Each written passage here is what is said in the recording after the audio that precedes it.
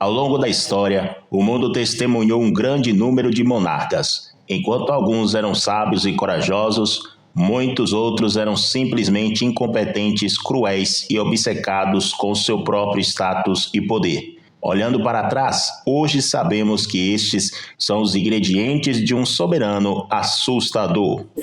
Ivan IV, czar da Rússia. O primeiro czar da Rússia, Ivan IV, já havia matado membros do governo, amigos dos amigos e até alguns parentes. Havia eliminado famílias e vilas inteiras, mesmo que as vítimas nada tivessem a ver com o motivo de sua fúria. Ivan só não havia ainda tocado em seus familiares mais próximos. Isso mudou em uma noite do outono de 1581. Muito religioso, o czar arrependeu a nora por usar roupas que ele achou inadequadas. O castigo foi o espancamento. Ela estava grávida. Os golpes dados pelo monarca acabaram provocando o aborto de seu futuro neto. Indignado, Ivan Ivanovich, herdeiro do trono, resolveu enfrentar o pai em defesa da esposa. A fúria do czar então se voltou contra o filho. Com a sua bengala de ferro, Ivan o golpeou na cabeça. 11 dias depois, o ferimento levaria Ivan Ivanovich à morte. Por causa de uma discussão, o monarca tinha exterminado seus herdeiros diretos. Não foi à toa que ele passou para a história como Ivan o Terrível, ou melhor, Ivan o Apavorante, Ivan o Grande, ou talvez Ivan o Implacável. Seu apelido em russo, Grozny, transmite a ideia de temor, principalmente contra os inimigos e obediência. Átila, o rei dos hunos. Com a morte do rei Hua, no ano de 434 d.C., os seus sobrinhos Bleda e Átila ficaram com o controle das tribos hunas. Depois de uma série de vitórias dentro do território romano, eles invadiram a cidade de Galípoli, próxima à capital romana oriental, Constantinopla. Átila virou o único líder por volta de 445 d.C., com a morte de Bleda durante essa batalha. Átila negociou a paz com o Império, que passaria a pagar 300 quilos de ouro anuais aos hunos. Como o acordo parece não ter sido cumprido, o líder huno iniciou um grande ataque, destruindo cidades importantes na região do rio Danúbio, como Sérdica, hoje Sófia, capital da Bulgária.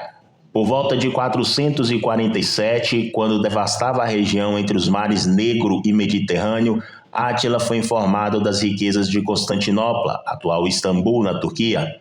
Decidiu então conquistar a cidade, que só escapou da destruição por ser protegida por grandes muralhas. Murad IV, sultão do Império Otomano. Murad IV viveu parte da infância como sultão do Império Otomano. Ele tinha apenas 11 anos quando uma conspiração o ajudou a subir ao trono, no lugar do seu tio Mustafa I, considerado neurótico e incapaz pela corte otomana. O plano de colocar um garotinho precoce no poder foi liderado pelo ministro Kemankesh Ali e por Sheikh al-Islam em 10 de setembro de 1623. Mas como o novo sultão era apenas uma criança, a sua mãe, a sultana Kosam, teve enorme influência assumindo o governo por ele. Aos 16 anos de idade, em 1628, Murad IV entrou em rivalidade e mandou matar o seu cunhado, o ex-governador do Egito, Kara Mustafa Pasha, executado sob a justificativa de que ele supostamente teria feito algo contra a lei de Deus. No final da década de 1630, o imperador começou a adoecer.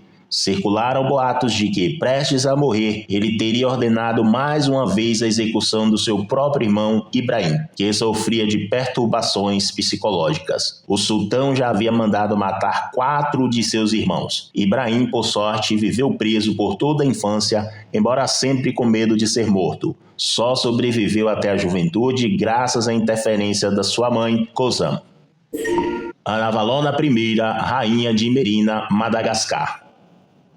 Anavalona foi rainha do reino de Merina, da ilha de Madagascar, entre 1828 e 1861. Foi a chefe militar do reinado mais longo da história de sua dinastia. Além da perseguição religiosa, Anavalona também foi conhecida por executar oponentes políticos. Ela acreditava que a ameaça de morte era necessária para manter a estabilidade do reino, e muitos nobres e chefes tribais foram executados durante o seu reinado. Um exemplo notório é a execução de Rainiero, seu primo e ex-primeiro-ministro que foi acusado de conspirar contra a rainha.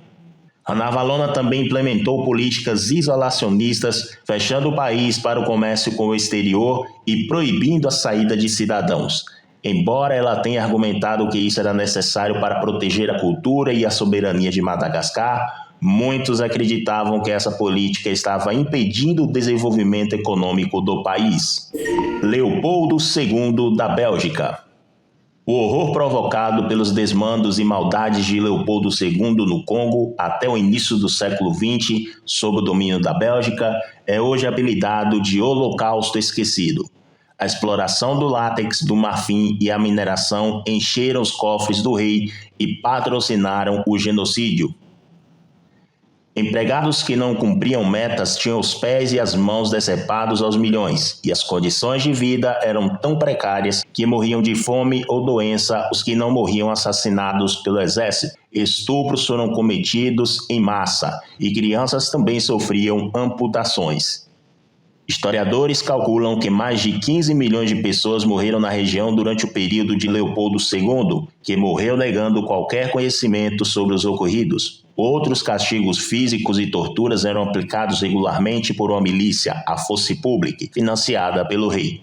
A milícia era composta por mercenários europeus, oficiais belgas e nativos alistados à força. Este regime de trabalho forçado, torturas e mutilações causou aproximadamente entre 5 milhões de mortes em um período de menos de 15 anos. Durante o seu reinado, o rei Leopoldo II lucrou pessoalmente cerca de $1 bilhão, 220 milhões de francos na época. Na Bélgica, ficou conhecido como o construtor, pois usou parte desses recursos para modernizar Bruxelas, a capital do país. Calígula, imperador romano. O historiador Suetônio, em seu famoso livro A Vida dos 12 Césares, nos traz um relato sobre a vida dos principais imperadores de Roma, narrando seus feitos, as suas conquistas e também as suas maldades. Nesse quadro, se destaca a figura de Caio César Calígula, que certamente ganharia o primeiro lugar no concurso de barbaridades. Calígula se destacou pelas excentricidades, como nomear senador o seu cavalo Incitatus, que tinha 18 criados para servi-lo, e pela vida devassa, tendo praticado incesto com suas irmãs, obrigando-as a se prostituírem, mas principalmente pelas suas maldades. Como quisesse reduzir um senador a pedaços, aliciou gente para acusá-lo como inimigo público. Logo à sua entrada na cúria, atirar-se contra ele, feri-lo com seus estiletes e entregá-lo à população para que o estilhaçasse. Não se deu por satisfeito enquanto não viu, com seus próprios olhos, os membros e as entranhas do homem arrastados pelas ruas e amontoados aos seus pés. Quando se divertia e se dedicava aos jogos e aos festins, a mesma crueldade impregnava suas palavras e seus atos. Muitas vezes, enquanto comia ou realizava orgia, as torturas eram aplicadas ali mesmo, sob os seus olhos. Um soldado hábil em decapitações cortava indiferentemente a cabeça de todos os prisioneiros. Constantemente lhe vinha à boca este verso de uma tragédia. Podem me odiar, contanto que me temam. Irritado contra a massa, cujos aplausos contrariavam as suas preferências, exclamou: quem me dera que o povo romano tivesse apenas um pescoço.